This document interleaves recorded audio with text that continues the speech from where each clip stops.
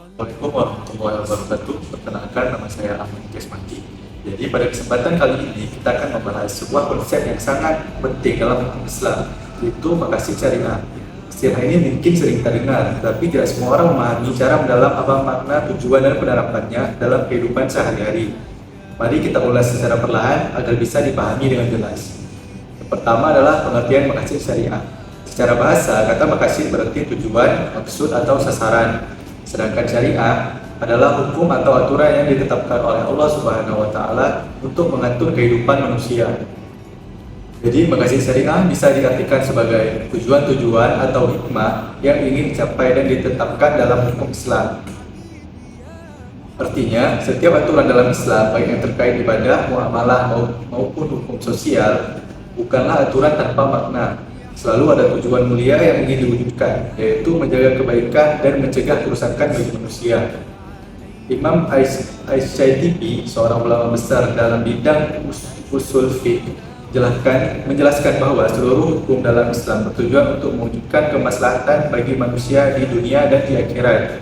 Dengan kata lain, maqasid syariah adalah kerangka besar yang menjelaskan mengapa Allah menetapkan hukum tertentu. Ini adalah 5 pokok maqasid syariah. Para ulama kemudian merumuskan 5 tujuan pokok yang menjadi inti dari maqasid syariah. Kelima hal ini sering disebut sebagai ad-duriyat al-khamsah, yaitu yang pertama, menjaga agama. Syariat Islam hadir untuk memastikan manusia tetap berada di jalan yang benar dalam beribadah kepada Allah. Contohnya adalah kewajiban sholat, zakat, puasa, dan larangan syirik. Namun, semua itu menjaga manusia tetap memiliki hubungan yang kuat dengan Tuhannya. Yang kedua adalah menjaga jiwa. Islam sangat menekankan pentingnya keselamatan jiwa manusia. Larangan membunuh, kewajiban qisas, aturan tentang makanan halal, bahkan protokol kesehatan dalam kondisi darurat. Semuanya adalah bentuk perlindungan terhadap kehidupan manusia. Yang ketiga adalah menjaga akal. Akal adalah anugerah yang paling besar yang diberikan oleh Allah, sehingga Islam melarang segala sesuatu yang bisa merusaknya, seperti khamar, narkoba, dan perjudian. Dilarang karena dapat merusak kesadaran, merusak logika, dan kemampuan berpikir jernih. Selain itu, Islam juga memerintahkan kita untuk menuntut ilmu sebagai bentuk menjaga akal. Yang keempat adalah menjaga keturunan. Islam menekankan pentingnya menjaga martabat dan keberlangsungan generasi manusia. Oleh sebab itu, pernikahan diatur dengan baik, zina dilarang, dan anak yatim harus dilindungi. Semua ini agar keturunan tetap bersih, terhormat, dan terjamin masa depannya. Yang terakhir adalah menjaga harta. Islam juga memberi aturan terkait harta, baik dalam mencari, menggunakan, maupun membaginya. Larangan mencuri, menipu, dan merampok adalah bentuk pelindungan terhadap harta. Zakat, warisan, dan jual beli yang adil adalah contoh aturan untuk memastikan distribusi kekayaan yang benar. Kelima aspek ini menjadi fondasi utama yang saling melengkapi. Jika salah satunya rusak, maka kehidupan manusia juga akan terganggu. Ini adalah tingkatan maqasid syariah. Selain 5 pokok yang sudah kita bahas tadi, maqasid syariah juga memiliki 3 tingkatan prioritas. Yang pertama, daruriyah, yaitu kebutuhan yang sangat mendasar, tanpa itu kehidupan akan rusak. Misalnya, kebutuhan akan agama, nyawa, akal, keturunan, dan harta. Selanjutnya adalah hajian, yaitu kebutuhan yang sifatnya penting untuk memudahkan hidup, tetapi tidak mengancam eksistensi. Contohnya adalah keringanan puasa bagi orang yang sakit dan keringanan puasa bagi orang musafir. Yang ketiga adalah tahsiniyat, yaitu kebutuhan pelengkap untuk memperindah dan menyempurnakan hidup. Misalnya adat dalam berpakaian, akhlak, dan tata krama. Dengan tingkatan ini, kita memahami bahwa Islam adalah agama yang fleksibel dan realistis. Tidak semua hal dipaksakan, tapi selalu ada skala prioritas sesuai dengan kondisi. Maqasid syariah di era modern. Mungkin muncul pertanyaan, apakah konsep maqasid syariah masih relevan di zaman modern? Jawabannya adalah sangat relevan. Bahkan maqasid syariah menjadi kunci dalam memahami dan menjawab persoalan kontemporer. Mari kita ambil beberapa contoh. Yang pertama adalah bidang kesehatan. Misalnya vaksinasi, donor darah, atau operasi medis tertentu bisa dilihat dari maqasid syariah, khususnya dalam menjaga jiwa. Meski ada perdebatan, maqasid syariah mengajarkan bahwa keselamatan manusia adalah prioritas utama. Contoh yang kedua di bidang ekonomi, konsep perbankan syariah, zakat, wakaf, dan larangan riba berfungsi untuk menjaga harta. Tujuannya adalah agar distribusi harta kekayaan dapat bersifat adil, tidak ada penindasan, dan masyarakat bisa tetap sejahtera. Selanjutnya di bidang teknologi dan media, dalam dunia digital makasih syariah bisa digunakan untuk menjaga akal dan menjaga keturunan. Misalnya penggunaan internet harus diarahkan pada hal yang bermanfaat, bukan menyebarkan hoax atau konten merusak moral. Dan di bidang pendidikan, yaitu pendidikan yang baik adalah bagian dari menjaga akal.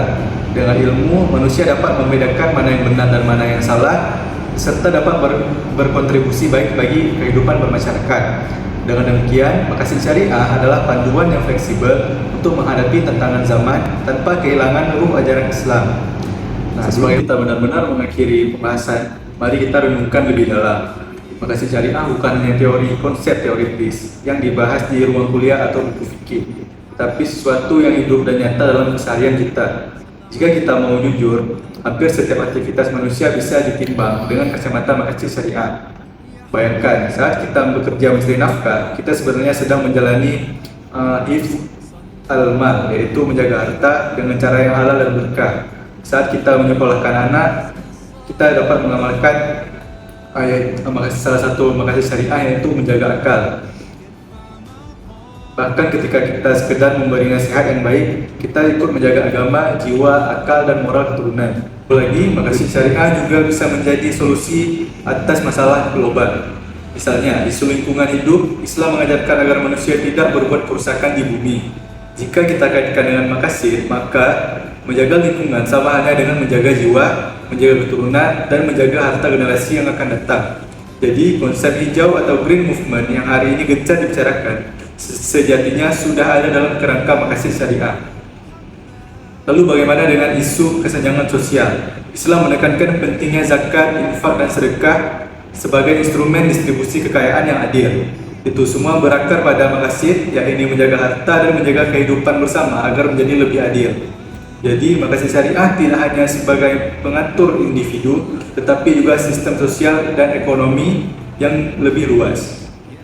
Ada juga tantangan dalam perkembangan teknologi, khususnya media sosial. Di sini makasih mengajarkan kita untuk menjaga akal agar tidak terjebak informasi palsu, menjaga moral agar tidak terjerumus ke konten yang merusak, dan menjaga harta agar tidak digunakan untuk hal yang sia-sia. Dengan kata lain, makasih syariah bisa menjadi kompas moral di tengah derasnya arus digital.